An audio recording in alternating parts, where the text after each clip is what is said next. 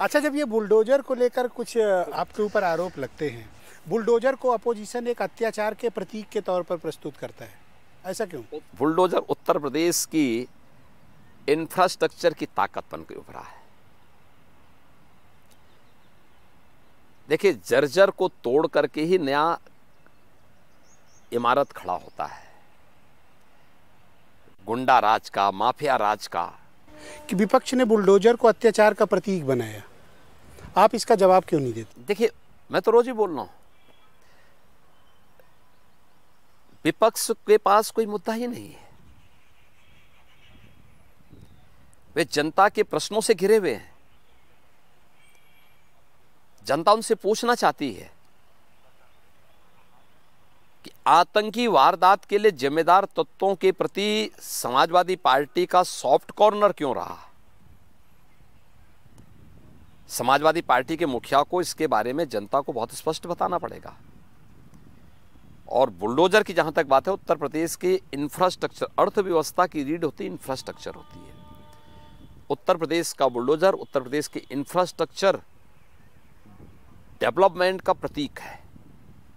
Express highway, air connectivity के लिए airport, health infrastructure के लिए एक जनपद, एक मेडिकल कॉलेज की योजना, इंटर स्टेट कनेक्टिविटी, ये सभी यूपी के इंफ्रास्ट्रक्चर के प्रतीक हैं। यूपी आज आप देखेंगे 1947 से 17 के बीच 1.5 एक्सप्रेसवे यूपी में बना था। आज 7 एक्सप्रेसवे के साथ यूपी देश के नंबर 1 का प्रदेश बना हुआ है। पूर्वांचल एक्सप्रेसवे राष्ट्र को समर्पित हो चुका है। बुंदेलखंड एक्सप्रेसवे निर्माण के अंतिम चरणों में चल रहा है। गोरखपुर लिंक एक्सप्रेसवे पे कार्य युद्ध स्तर पर चल रहा है। गंगा एक्सप्रेसवे का काम प्रारंभ हो गया है। बलिया लिंक एक्सप्रेसवे के लिए लैंड एक्विजिशन की कार्रवाई चल रही है। लखनऊ से आपका जो है कानपुर तक एक नया एक्सप्रेसवे के निर्माण की कार्रवाई हो रही है। दिल्ली मेरठ एक्सप्रेसवे प्रारंभ हो चुका है, यानी वहाँ क्रियाशील हो चुका है। अभी गोरखपुर से सिलीगुड़ी के बीच में और वाराणसी से कोलकाता के बीच में भी एक एक्सप्रेसवे बन रहा है। तो एक एक्सप्रेसवे के रूप में यूपी की पहचान बनी है। इंटर स्टेट कनेक्टिविटी, देखिए पहले 2017 के पहले क्या थी यूपी के बारे में धारणा? ये धारणा थी कि जहाँ से सड़कों पे गड्ढे हों, समझ लो यूपी आ गया। जहाँ से सायंकाल होते ही अंधेरा प्रारंभ हो, समझ लो यूपी आ गया। आज तो आप जाएंगे हर गांव में यूपी के एलईडी लाइट जगमगा रही है। यूपी की हर सड़क इंटर स्टेट कनेक्टिविटी, 4 लेन कनेक्टिविटी से जुड़ चुकी है। ये इंफ्रास्ट्रक्चर 2017 के पहले यूपी के 2 एयरपोर्ट फंक्शनल थे। आज हमारे 9 एयरपोर्ट क्रियाशील हैं। 13 पे हम काम कर रहे हैं। 5 इंटरनेशनल एयरपोर्ट वाला यूपी पहला स्टेट बनेगा। पहले यहाँ अवैध तमंचों की फैक्ट्रियां चलती थीं। सत्ता के संरक्षण में राहजनी होती थी, गुंडागर्दी होती थी, व्यापारी पलायन करने के लिए मजबूर था। आज यूपी प्रोग्रेस कर रहा है। डिफेंस कॉरिडोर आज यूपी में बन रहा है। ये नए यूपी की पहचान है और इस पहचान का ब्रांड है बुलडोजर। हर पुराने जर्जर माफिया और गुंडों को के राज को ध्वस्त करके यह बुलडोजर। पर ऐसा क्यों कह रहे हैं कि ये बुलडोजर बाबा विरोधियों का घर गिरवाते हैं? देखिए, अब उनको क्या बोलेंगे वो? उनकी संवेदना किसी गरीब के प्रति, किसी नौजवान के प्रति, किसी बेटी और किसी बहन के प्रति कभी थी ही नहीं। अच्छा, विचलित होते हैं जब आपको कोई बुलडोजर बाबा कहता है? क्यों ना? यूपी के विकास में अगर वो सहायक है बुलडोजर, तो मुझे काहे विचलित होना है? अच्छा, आपने रूल किया, मायावती ने भी उत्तर प्रदेश की 4 बार मुख्यमंत्री रही, अखिलेश यादव भी 1 बार मुख्यमंत्री, मुलायम सिंह जी भी रहे। आप इन तीनों में किसे बेहतर मानते हो? किसके शासन को आप मानते हो कि ये ठीक था? देखिए, मैं तो ये मानता हूं कि बीजेपी का शासन सबसे अच्छा है। मैंने in comparison to opposition leaders पूछा। हाँ, मैं क्या कहता हूँ, कल्याण सिंह जी के पहले शासनकाल को आप देख लें, कल्याण सिंह जी के दूसरे शासनकाल को ले लें, रामप्रकाश गुप्ता जी का शासनकाल, राजनाथ सिंह जी का शासनकाल, ये सबसे बेहतरीन शासन रहे हैं। सबसे अच्छा काम इन्होंने किया। जनता के प्रति जवाबदेही थी।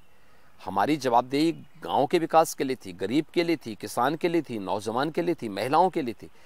इन लोगों की संवेदना किसके? नहीं, राजनाथ जी तो गिव अप कर चुके हैं। उन्होंने तो एक इंटरव्यू में कहा कि मुझसे ज्यादा अच्छा काम मैं क्या कर रहा हूं, योगी जी कर रहे हैं। हमने जो भी किया है अपने पूर्ववर्ती बीजेपी के मुख्यमंत्रियों से प्रेरणा प्राप्त करके ही हम इस कार्य को आगे बढ़ा रहे हैं।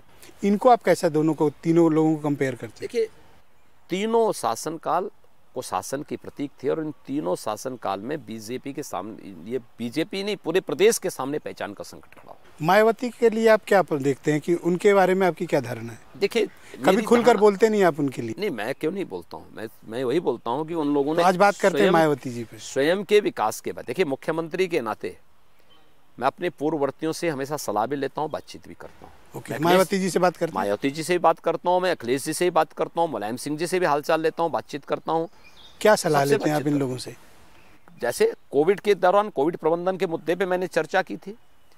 अखिलेश जी के बाद फुर्सत नहीं थी, क्योंकि बेचारे बड़े बाप के पुत्र हैं, तो 12 बजे सो के उठेंगे, तैयार होने में अच्छा, समय आप लगता। जानते कैसे हो कि 12 बजे उठते? कोई मतलब इनपुट है आपके पास? देखिए, मेरे पास, आपने कई जगह बात बोली कि वो 12 बजे उठते हैं, कैसे पता आपको? देखिए, जिनके लिए पब्लिक के लिए फुर्सत नहीं, विकास की योजनाओं पे चर्चा करने के लिए कोई फुर्सत नहीं, जिनकी संवेदना विकास के लिए नहीं हो, गरीबों के प्रति नहीं हो, हाँ, पेशेवर माफिया और अपराधियों को जो अपना सबसे शागिर्द मानते हों, नज़दीक मानते हों, उनसे मैं क्या उम्मीद करूं? आपने कभी इनवाइट किया कि आओ डेवलपमेंट पे बैठ के बात करते? मैं तो इस सदी की सबसे बड़ी महामारी का हम सामना कर रहे हैं, और कोविड के दौरान सभी दलों की बैठक भी मैंने की, सभी पूर्व मुख्यमंत्रियों के साथ भी बातचीत की।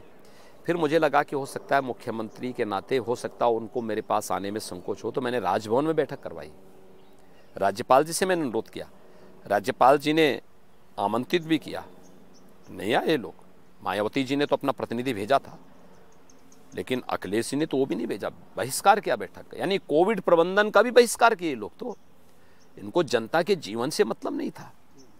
तो जहां पर व्यक्ति के लिए वोट बैंक की राजनीति महत्वपूर्ण हो जाती है, जनता की समस्याओं का समाधान नहीं होता है, जहां पे वोट बैंक महत्वपूर्ण होता है और सुरक्षा उनके लिए कोई मायने नहीं रखता है, उन लोगों से क्या उम्मीद करते हैं?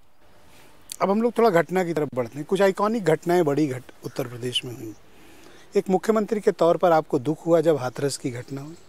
देखिए, सरकार का काम है कानून के हिसाब से कार्रवाई करना। हाथरस के मुद्दे पर सरकार ने कार्रवाई की, और जितनी कार्रवाई उस समय पुलिस ने कर दी थी, सीबीआई उससे एक भी कदम आगे नहीं बढ़ पाई, क्योंकि सरकार का पक्ष जो पहले दिन था वही आगे भी था। मैं पूछना चाहता हूं, इतने वर्ष, इतने दिन हो गए हैं, आखिर सीबीआई सही मुद्दे तक क्यों नहीं पहुंच पाई? अब तो चार्जशीट भी दाखिल हो चुकी है, ट्रायल स्टार्ट है। चार्जशीट वही है जो हमने दायर की थी, उससे इतर कुछ भी नहीं है। सही तथ्य लेके आए ना, जो दुष्प्रचार कर रहे थे, जो उसके नाम पे यूपी को बदनाम कर रहे थे, वो बात बताएं ना, सच्चाई क्या? तो सीबीआई इन्वेस्टिगेशन की विफलता है? मैं क्या कर रहा हूं ना, ये किसकी विफलता है ये लोग स्वयं समझें। ये विफलता उन लोगों की है जो यूपी को बदनाम कर रहे थे, ये उनकी विफलता है, क्योंकि एक भी व्यक्ति आज तक सच सामने नहीं लेके आ पाया उनमें से।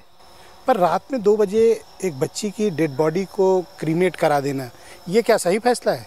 देखिए, फैसला सही ये लिया है, किसने ये फैसला? देखिए, फैसला सही है गलत है, ये न्यायालय इस पे तय कर चुका है ना, उसमें मुझे बोलने की आवश्यकता ना किसी को बोलने की आवश्यकता है।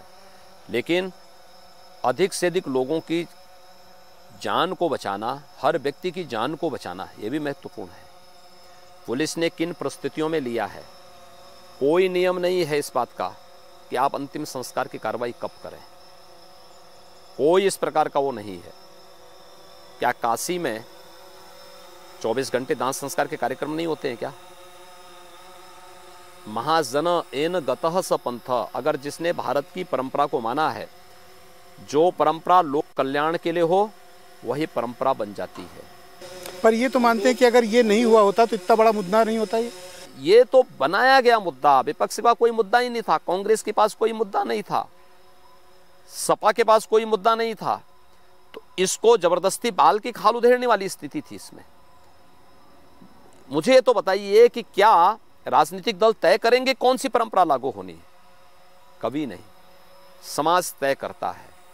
अगले दिन राम जन्मभूमि से संबंधित महत्वपूर्ण मामला आ रहा था, सीबीआई कोर्ट में लगा हुआ मामला था, तनाव की स्थिति थी, पूरे प्रदेश के अंदर धारा 144 लागू थी, और उन स्थितियों में हमारे पास जो इंटेलिजेंस के इनपुट थे कि ये लोग कुछ बड़ी वारदात को अंजाम देना चाहते थे, अपोजिशन देना चाहता था।